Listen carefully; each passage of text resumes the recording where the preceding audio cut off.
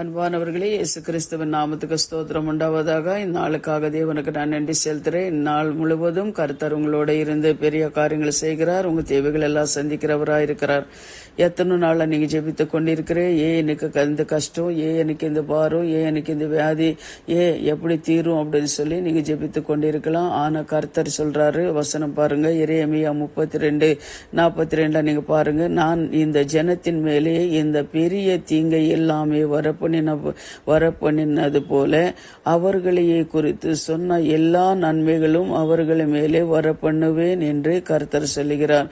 பாருங்க, ஜனங்களை மேலே எல்லா தீங்கென பெரிய தீங்கை எல்லாம் வரப்பண்ணினேன் அப்படின்னு சொல்லுகிறார். எல்லா தீங்குகளெல்லாம் வர பண்ணினேன் அப்படின்னு சொல்றாரு. ஏன்னா இஸ்ராயல் ஜனங்களை பார்க்கும்போது தேவனுக்கு விரோதமான பாவங்களை செய்யும் போது தேவனோட கோபாகின அவங்கள மேல வந்தது அப்படின்னு சொல்லி நம்ம பார்க்கிறோம். ஆனா தேவன் மனஸ்தாபப்படுகிறவராக இருக்கிறாரு. அதனாலேதான் அவர் சொல்றாரு, நான் இந்த ஜனத்தின் மேலே இந்த பெரிய தீங்கையை எல்லாமே வர பண்ணினது போல அவர்களையே குறித்து சொன்ன எல்லா நன்மைகளும், பாருங்க, அவர்களை குறித்த சொன்ன எல்லா நன்மைகளும் அவர்கள் மேலே வர பண்ணுவேன் என்று கர்த்தர் சொல்லுகிறார்.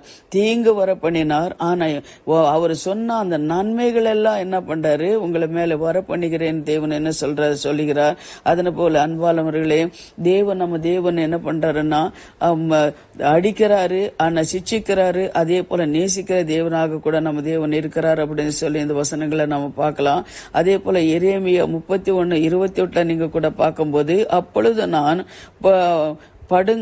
பிடுங்கவும் அழிக்கவும் நிர்மூலமாக்கவும் அழிக்கவும் தீங்கும் செய்யவும் அவர்கள் பேரிலே எப்படி ஜாகிரதையா இருந்தேனோ அப்படி கட்டவும் நாட்டவும் அவர்கள் பேரிலே ஜாகிரதையா இருப்பேன் என்று கர்த்தர் சொல்லுகிறார். பாருங்க, எவ்வளவு அருமையான நம்ம தேவனை பாருங்க. நம்மளை இடிக்கிறாரு, கட்டுறாரு, பிடிக்கிறாரு, எல்லாம் பண்றாரு. ஆனா அதே போலதான் நான் பிடுங்கவும் இடிக்கவும் நிர்மூலமாக்கவும் அழிக்கவும் தீங்கு செய்யவும் அவர்கள் பேரிலே எப்படி நான் செய்தேனோ அதே போல அவங்களுக்கு என்ன பண்ண நன்மை கூட நான் செய்றேன்.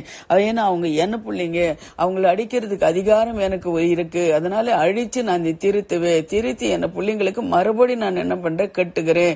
அவங்களுக்கு எந்த ஒரு ஆபத்து விபத்து வந்தாலும் நான் இனிமே அவங்களை பாதுகாக்கிறேன். அவங்களுக்கு கூட நான் இருக்கிறேன். அவங்க தேவைகள் எல்லாம் நான் சந்திக்கிறேன் அப்படின்னு சொல்லி கர்த்தர் சொல்லுகிறார்.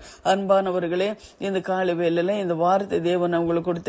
உங்களுக்கு என்னென்ன கஷ்டங்கள் இருந்தாலும் சரி, ஆண்டவர் உங்களை அடிச்சிருந்தாலும் என்ன பண்ணிருந்தாலும் சரி, உங்களுக்கு என்ன கஷ்டங்கள் இருந்தாலும் சரி, உங்க ஜபத்துக்கு பதில் கடிக்காம இருந்தாலும் சரி, வருஷ கணக்கா நீங்க ஜபித்து கொண்டிருக்கலாம், உங்களுக்கு ஜபங்களுக்கு பதில் கடிக்கல.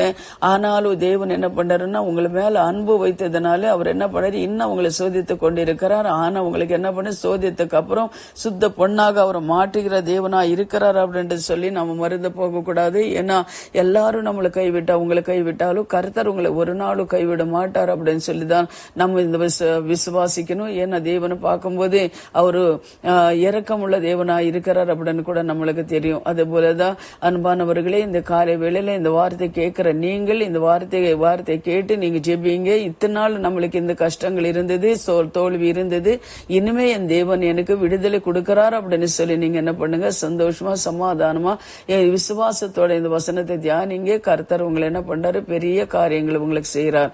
இப்ப நம்ம ஜெபிக்கலாம். எங்களை அதிகமாய் நேசிக்கிற பரலோக பிதாவே, சர்வ வல்லமுள்ள தேவாதி தேவனே, சுவாமி நீர் கர்த்தாவே, இந்த வார்த்தை மூலமா நீர் பேசினதுக்காக தேவனுக்கு நன்றி சுவாமி. உங்க பிள்ளைங்களை ஆண்டவரே அடிக்கவோ கர்த்தாவே கட்டவும் உங்களுக்கு அதிகாரம் இருக்கிறது கர்த்தாவே. நீர் சிருஷ்டித்த தேவன், நீர் உருவாக்கின தேவன் கர்த்தாவே. ஆண்டவரே ஸ்தோத்திர சுவாமி. இந்த பிள்ளைங்களுக்கு ஆண்டவரே என்னென்ன காரியங்களுக்காக கர்த்தாவே காத்திருக்கிறாங்களோ சுவாமி, எந்தெந்த காரியங்களுக்கு கர்த்தாவே உங்களுக்கு தடை இருக்கிறதோ அதெல்லாம் நீ நிறைவாக்குற தேவனா இருக்கிறே சுவாமி. தேவனுக்கு ஸ்தோத்திரம் ஆண்டவரே கர்த்தாவே. அதே போல சுவாமி தேவனே அவங்களுக்கு கர்த்தாவே அப்பா ஸ்தோத்திரம், அவங்களை ஆசீர்வதிக்கிறவராய் இருக்கிறீர், அவங்களை தேவைகள் எல்லாம் சந்திக்கிறவராய் இருக்கிறீர் தகப்பனே. ஸ்தோத்திரம் ஐயா. ஒவ்வொருத்தரும் கர்த்தாவே தேவைகளை சந்திங்க இயேசுவின் நாமத்தினாலே பிதாவே, ஆமென். God bless you. கர்த்தர் உங்களை ஆசீர்வதிப்பார். ஆமென், ஆமென்.